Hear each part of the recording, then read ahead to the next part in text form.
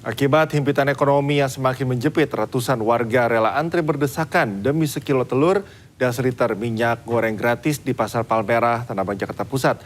Aksi saling dorong sempat terjadi karena warga takut tidak kebagian paket gratisan yang dibagikan dari Kementerian Pangan.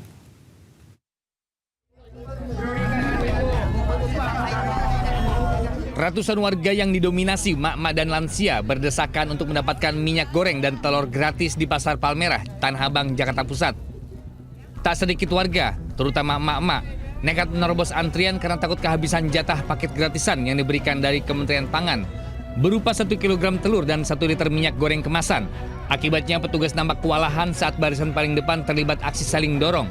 Petugas yang melihat antrian mulai berantakan terus mengimbau tetap berbaris rapi dengan ancaman menghentikan proses pembagian. Akhirnya warga pun mau kembali tertib. Bener Pak, alhamdulillah bener, jualan juga nggak laku, jualan lagi sepi dagangnya.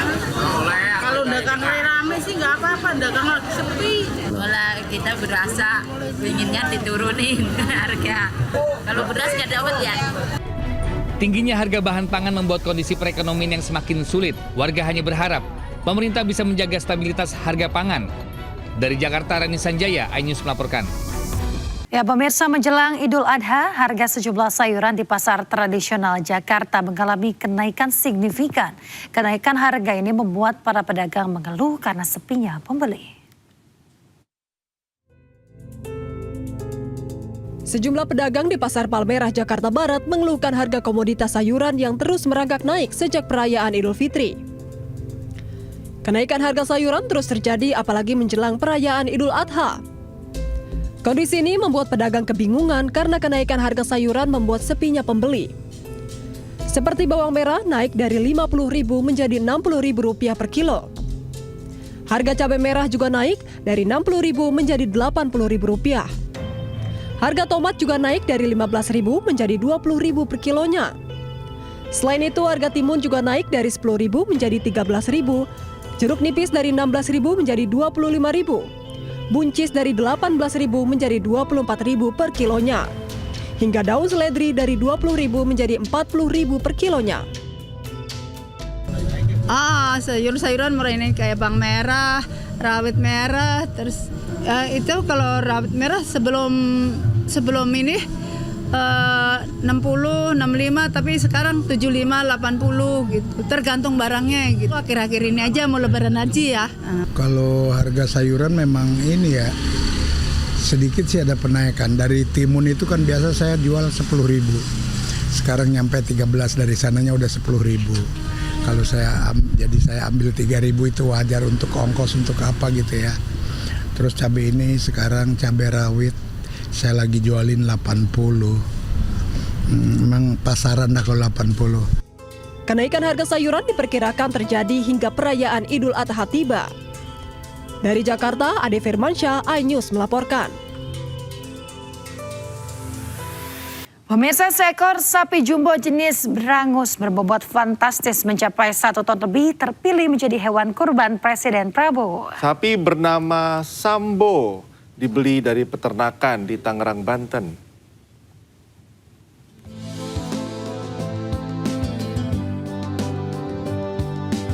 Ini dia Sambo, seekor sapi jumbo jenis berangus yang terpilih sebagai hewan kurban Presiden Republik Indonesia Prabowo Subianto.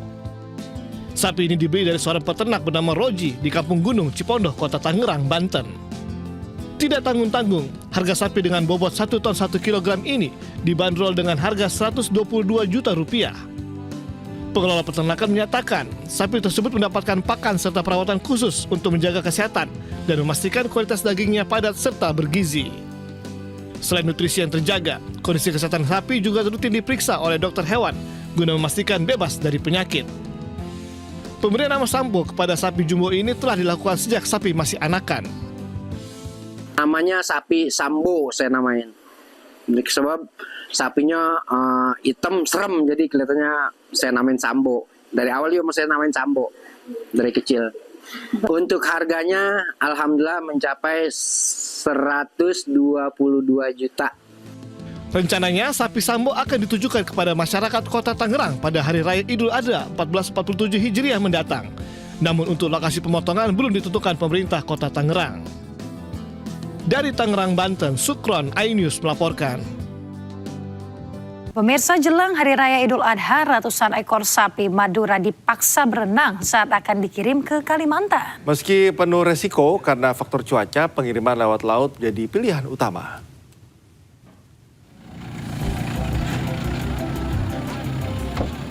Satu persatu mobil pickup ini datang membawa ternak sapi ke pinggir pantai di pelabuhan tradisional Telaga Biru, Kecamatan Tanjung Bumi, Kabupaten Bangkalan.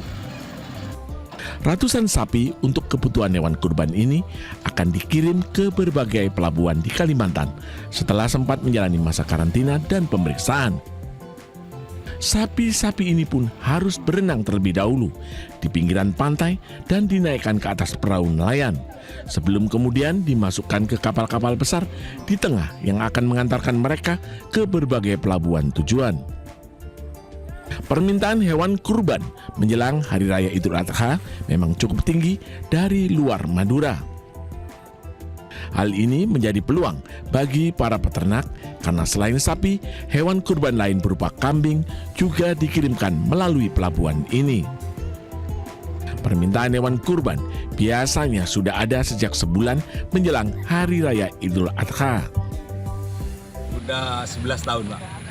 Keuntungan kisaran berapa untuk HP ini dari sini ke Kalimantan setiap? Tergantung dari rezeki, Pak. Kadang-kadang 1 juta, kadang-kadang 1,5 juta gitu. Untuk perjalanan, Pak, berapa lama dari sini ke Kalimantan yang dituju? 3 hari 3 malam. Meski pengiriman sapi ini memiliki resiko besar dan harus mengeluarkan biaya ekstra, namun para pemilik sapi cukup optimis karena permintaan pasar dan harga jual sapi di Kalimantan cukup tinggi. Dari Bangkalan, Jawa Timur, Taufik Sahrawi, iNews melaporkan. Pemirsa, kebakaran hebat melanda area parkir karyawan sebuah pabrik ban di Kabupaten Purworejo, Jawa Tengah. Ratusan sepeda motor karyawan hangus terbakar. Info terkini bolo pabrik ban. Motor hangus semua motor. Api bermula muncul dari area parkir lantai atas PT Arami Jaya Kecamatan Gerabak, Kabupaten Purworejo, Jawa Tengah. Dengan cepat api membesar dikarenakan kendaraan yang diparkir berdekatan. Kobaran api yang membesar menimbulkan asap hitam pekat. Sejumlah pekerja berusaha menyelamatkan kendaraan yang masih bisa dievakuasi sebelum api merambat lebih luas.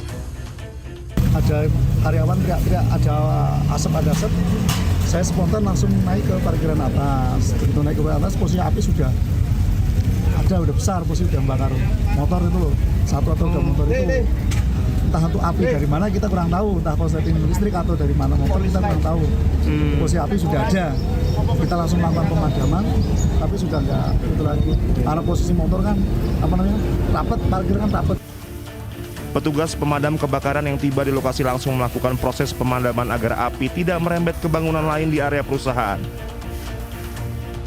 Pihak perusahaan masih melakukan pendataan kerugian serta identifikasi kendaraan yang terdampak kebakaran. Polisi juga masih menyelidiki penyebab pasti munculnya api di area parkir tersebut. Dari Purworejo, Jawa Tengah, Jo Hartoyo, iNews melaporkan. Pemirsa, minibus angkut belasan bahan bakar minyak ludes terbakar di Sulawesi Selatan. Insiden ini membuat jalanan Trans Sulawesi macet total.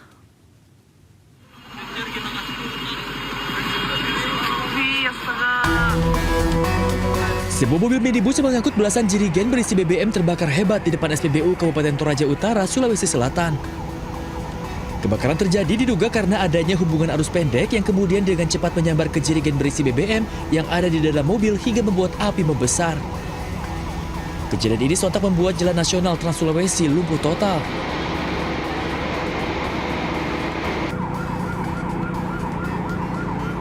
Api baru bisa dipadamkan 30 menit kemudian setelah 4 unit mobil damkar dengan 16 personil diterjunkan ke lokasi untuk melakukan pemadaman.